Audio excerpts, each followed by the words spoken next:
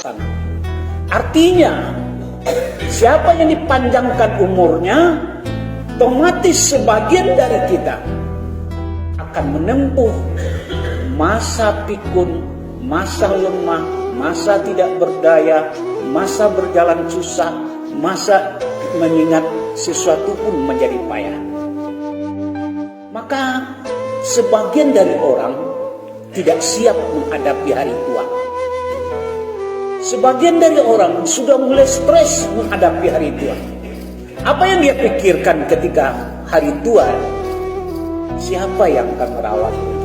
Siapa yang akan menjaga? Apa yang akan dimakannya? Bagaimana kalau dia sakit? Dan lain-lain sebagainya. Ini adalah kekhawatiran dari kita semua di masa tua.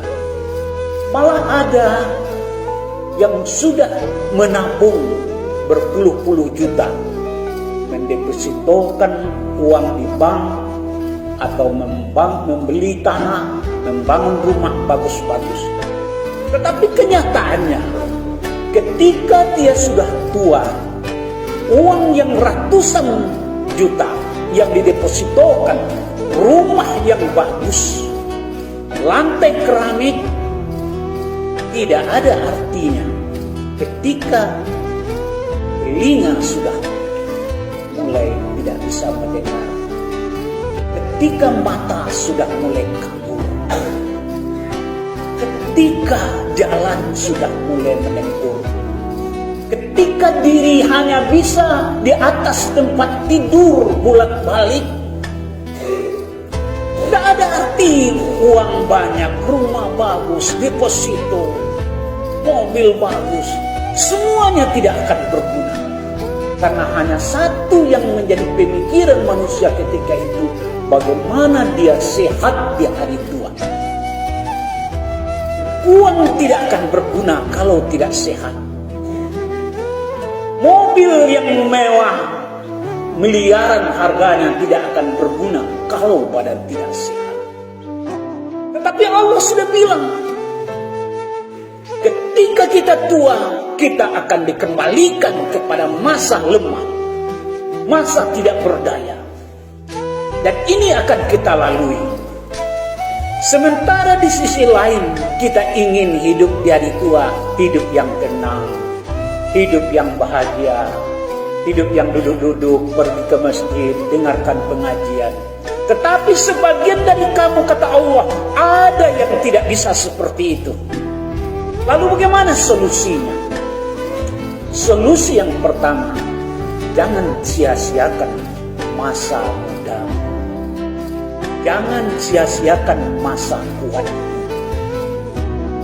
Dan jangan berpikir kalau beragama itu seperti simsalabim. Karena ada orang yang bertanya, kenapa belum ke masjid? Oh, nanti sudah tua saja. Kenapa belum sholat? Ya, nanti kalau sudah tua saja. Kenapa tidak ikut wirid? Sudah tua aja. Kenapa tidak ikut baca Al-Quran? Nanti sudah tua aja. Kebanyakan orang kadang-kadang ada yang berpikir seperti itu. Masa kuat saja, ketika masih kokoh saja, ketika masih cerdas saja, ketika kita tidak melupa saja, masih kita tidak sanggup untuk sholat, masih tidak sanggup untuk datang ke masjid, masih tidak sanggup untuk melaksanakan sholat Jumat. Apalagi kalau sudah pikun, jalan susah, ingatan sudah mulai ngelantur, batuk sudah mulai berhambur. Tidak mungkin. Ketika sudah tua, kita bisa mensulap diri kita. Oh, nanti tua saja. Jangan.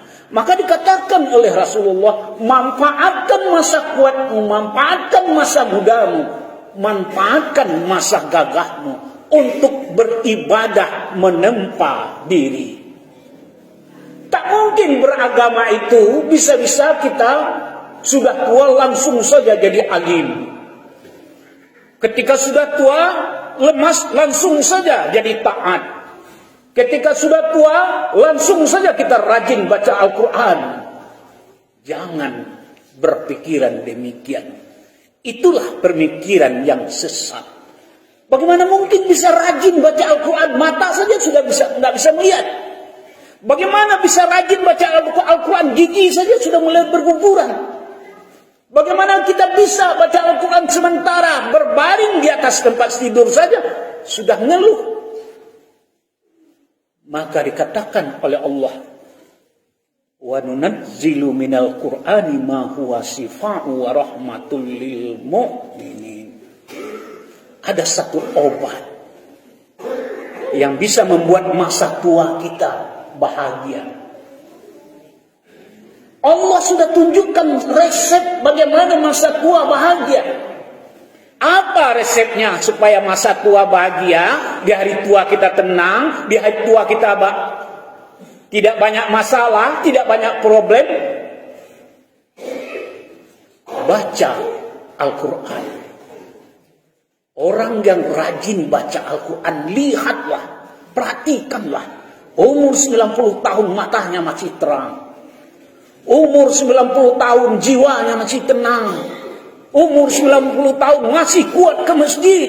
Umur 90 tahun, 100 tahun masih kuat ibadah. Umur 90 tahun senyumnya masih manis. Tidak ada keluh kesah. Karena Allah sudah janjikan, siapa yang rajin baca Al-Quran di masa mudanya, di masa tua dia akan diberikan kesehatan oleh Allah. Takdir memang menentukan kalau kita sudah tua kita lemah. Tetapi doa kita